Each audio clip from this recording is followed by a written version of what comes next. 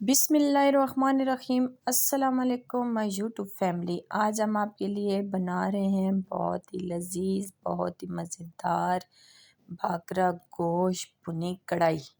आज हम कढ़ाई गोश्त बना रहे हैं, वो भी बाकरा।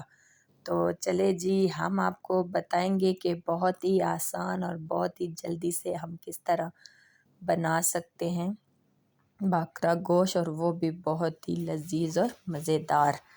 तो चले जी, शुरू करते हैं बनाना। तो ये रेसिपी आपको पसंद आएगी, ज़रूर देखना एंड तक वीडियो को।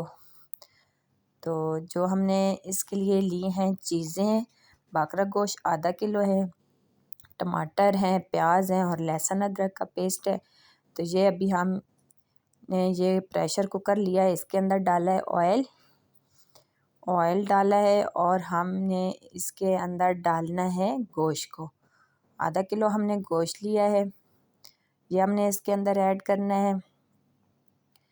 और 2 हमने कटी हुई प्याज लेनी है, वो हमने इसके अंदर ऐड करनी है।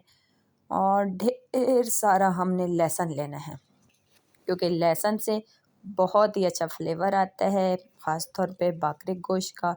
तो ये मैंने 2 कटे हुए टमाटर और 2 हरी मिर्चें ले ली हैं, और ये साथ मैंने मसाले लिए हैं, नमक, मिर्च, हल्दी।